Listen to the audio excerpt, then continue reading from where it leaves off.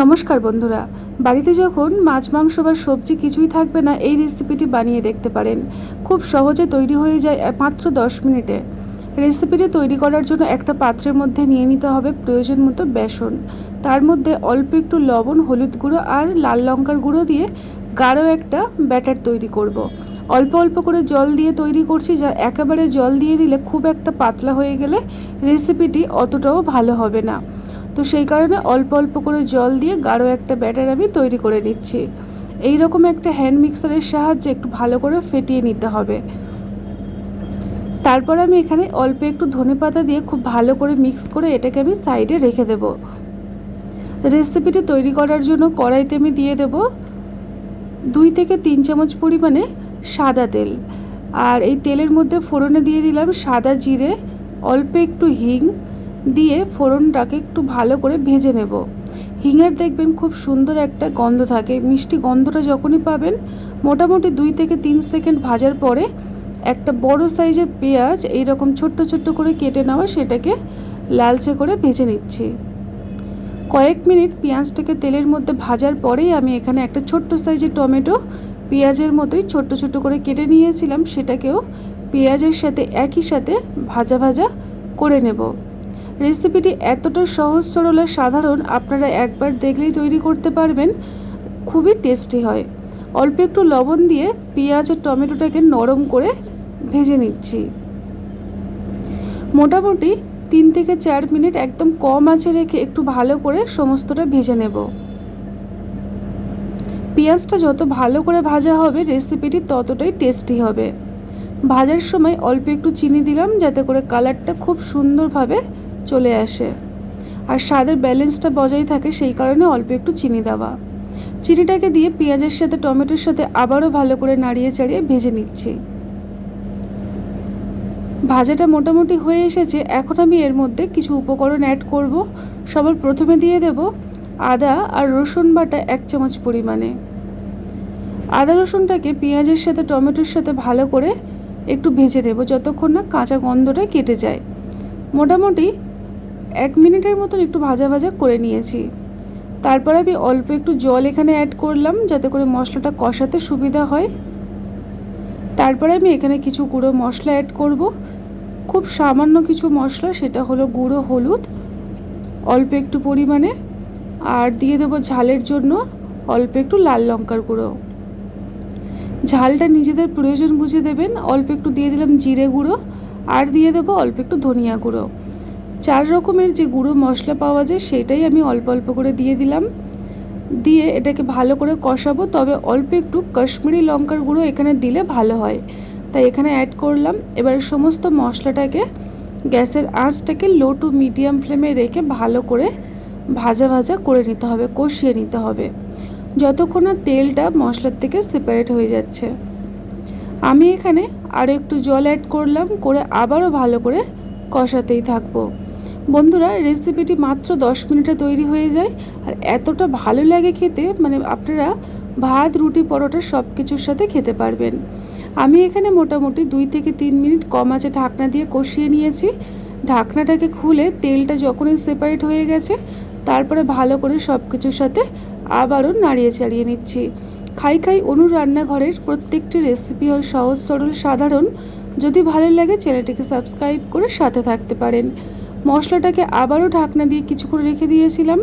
ঢাকনাটাকে খুলে আপনাদেরকে দেখিয়ে দিচ্ছি কত সুন্দরভাবে মশলার কালার এবং তেল দুটোই ভালোভাবে হয়ে গেছে। এখন এর মধ্যে দিয়ে দেব প্রয়োজন মতো গরম জল। এই রান্নাটা তৈরি হবে একদম গা মাখা, তাই জলটা কিন্তু আপনারা বুঝে শুনেই ব্যবহার করবেন। রেসিপিটি আপনারা রুটি, পরোটা দিয়ে খেতে পারবেন অথবা ভাত দিয়ে শুকনো শুকনো মেখেও খেতে পারবেন। ঝোলটা যতক্ষণে ফুটছে তার মধ্যে একটা ফ্রাই প্যান গ্যাসের উনানে বসিয়ে 2 থেকে 3 চামচ পরিমাণে রিফাইন তেল গরম করে তার মধ্যে যে বেসনটা গুলে রেখেছিলাম আমি ঢেলে দিলাম। বেসনটাকে ঢেলে দিয়ে আমি ঢাকনা দিয়ে এটাকে কিছুক্ষণ ওপরটা সিদ্ধ হওয়ার জন্য রেখে দেব। 2 থেকে 3 মিনিট কম আঁচে ঢাকনা দিয়ে রেখেছিলাম। এতে করে চারিদিকটা দেখুন খুব সুন্দরভাবে জমাট বেঁধে গেছে, কিন্তু মাঝখানটা একটু শক্ত, মানে নরম রয়েছে। আমি খুন্তির সাহায্যে চেষ্টা করব এটাকে আস্তে আস্তে করে উল্টে পাল্টে দিতে। এই দেখুন, এটা ভেঙে গেলে কোনো অসুবিধা নেই। আমি এখানে অল্প অল্প করে নিয়ে এইরকম উল্টে আরও একটা সাইড একটু ভেজে নেব। বেসনটা মোটামুটি জমাট বাঁধা পর্যন্ত অপেক্ষা করতে হবে, এতে করে রেসিপিটি কিন্তু ভীষণ ভালো হয়। বন্ধুরা, আপনারা একবার হলেও মাছ মাংস সবজি কিছুই যখন থাকবে না, অল্প একটু বেসন দিয়ে বাড়ির পরিবারের জন্য এইরকমভাবে রেসিপি তৈরি করতে পারেন। এই দেখুন, বেসনটাকে এইরকম একটু ভুজিয়া মতন তৈরি করে নিয়েছি। একটু বড় বড় রয়েছে, একটু ঝুড়ো ঝুড়ো করেছি এইরকম। আমি আপনাদেরকে আরও কিছুক্ষণ পরে দেখাচ্ছি পুরো বেসনটা রেডি। আর এদিকে ঝোলটাও কিন্তু ফুটে খুব সুন্দরভাবে রেডি হয়ে গেছে। ঢাকনাটাকে খুলে আবারও ভালো করে সব কিছুকে নাড়িয়ে চাড়িয়ে দিয়ে গ্যাসের আঁচটাকে মিডিয়ামেই রাখবো। রেখে এখন আলতো হাতে আমি যে বেসনের ভুজিয়াটা রেডি করলাম ওটাকে ঢেলে দেব।